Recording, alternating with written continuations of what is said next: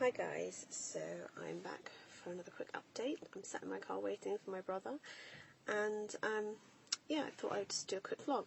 So I wanted to speak to you about the concept of a chickenpox party. So basically it is exactly what it sounds like. The idea is that when somebody has a child who is infected with chickenpox, they notify all of the friends and family around them that their child has chickenpox, and then they organise what is known as a chickenpox party, which means that all children that have not yet been infected with the illness then all bring their children round to the place with the child that has chickenpox so that their children can catch it.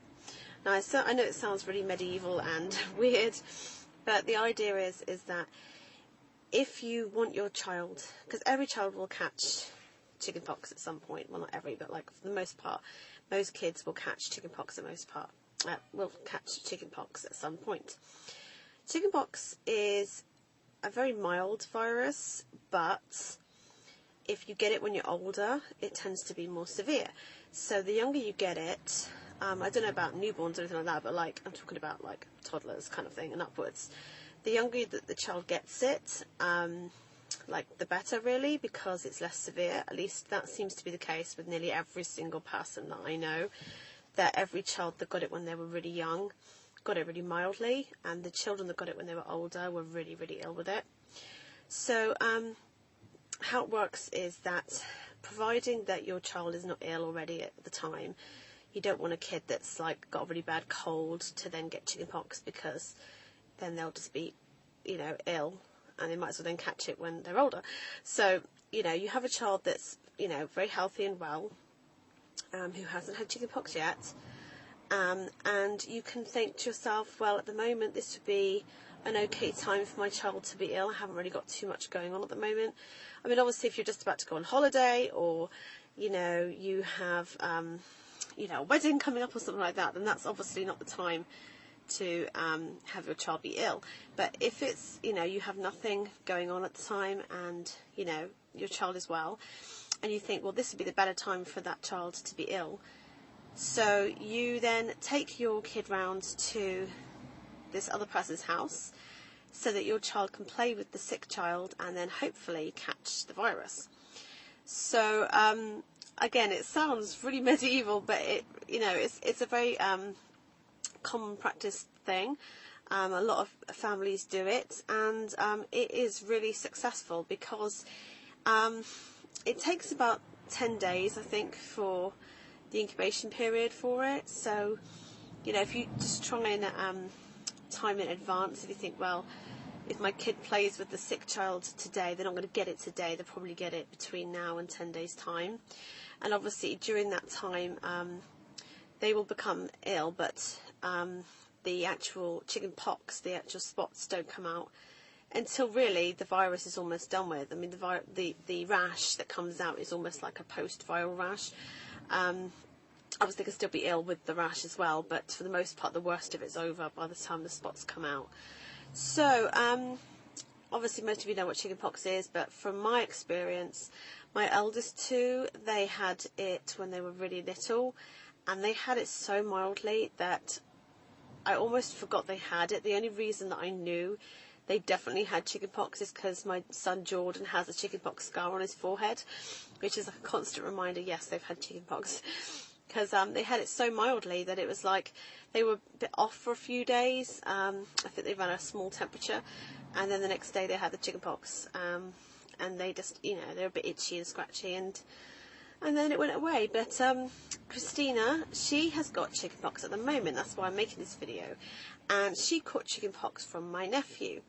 So my nephew came home from school, and he is 6 years old, and he had the chickenpox, and he was really, really ill with it.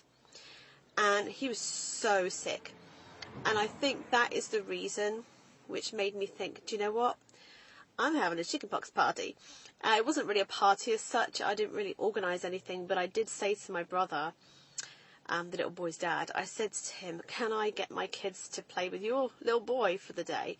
So, you know, I just let my kids be around him. I mean, I didn't like make them wrestle and, you know, play like that, but I just let them play together. You know, we're quite a close family anyway. We see each other pretty much every day. So my two little ones, Christina and Daniel, both were playing with him. And it was like days and days and days and days and days. And I thought, oh, they weren't close enough. She didn't get it. You know, he didn't get it. But then Christina, she was a bit grizzly, not grizzly as in crying, but like a bit grumpy. And she wet herself 3 times in one day. And I was really like, Christina, why have you done this? Like, I was so confused, like, because she's completely potty trained. But she wet herself 3 times, and on the 3rd time I was changing her up and I was getting ready to wash her, and I noticed that she had like a couple of tiny little spots on her body, and they were so faint, like little red marks, that I almost didn't like notice them. And I thought to myself, so I actually started counting these little red marks, and I counted that she had 20, and I was like, oh my goodness, she's got like 20 little red spots. Obviously, she's got chickenpox. So I said to my husband, I think she's got them. I think she's got this chickenpox. That would explain why she was, you know, a bit grizzly. And then she had a bit of a temperature that night. And, you know, she did have a sore throat with it, which that was the only bad side to it, was that she was saying her throat was sore. So I did give her Calpol, you know, kind of like round the clock while she had it. And then the chickenpox came out, and dear of her, she's done so well with it. The next morning she was smothered, and she did get it like really bad. She had them, you know, in her nose, on her eyelids, in her mouth, you know, on her tutty and in her bottom, and like just, she was like, you know, she was covered in them. She didn't have too many on her arms and legs. It's just mainly her torso and her, like, you know, private parts, which obviously like was bothering her. But yeah, she's done really well. I'll just see if she's actually fallen asleep in the car. And I'll just try and give you a glimpse of her. I can see. Yeah, so that's, the rash is like, the pox have all burst open and they're actually scabbing up now. So she's over it now. But she has had a few disturbed nights where she's been scratching in the night, and trailer went past. Yeah, she's been scratching quite fiercely in the night, so I've had to like stop her from scratching, because obviously they do scar. So apart from that, that's why I'm letting her nap now, because she's just exhausted. But she's done really well. She's not been in at all.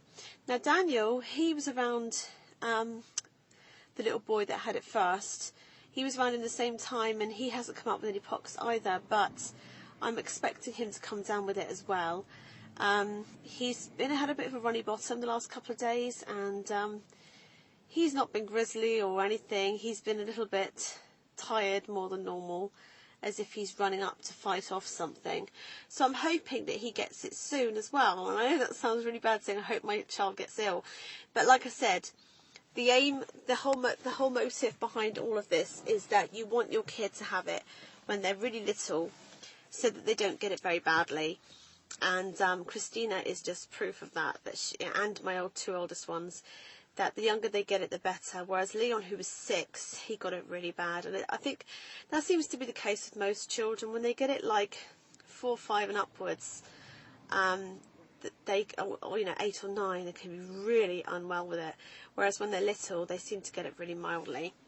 So yes, there you go, guys. A chickenpox party. So if you know of a child that's infected with chickenpox, don't run away screaming and thinking, oh my goodness, how to keep my kid away, because that's our normal response, isn't it, as a parent? Like, you hear that a child's sick and you automatically keep your child away from that kid because you don't want your children to become ill.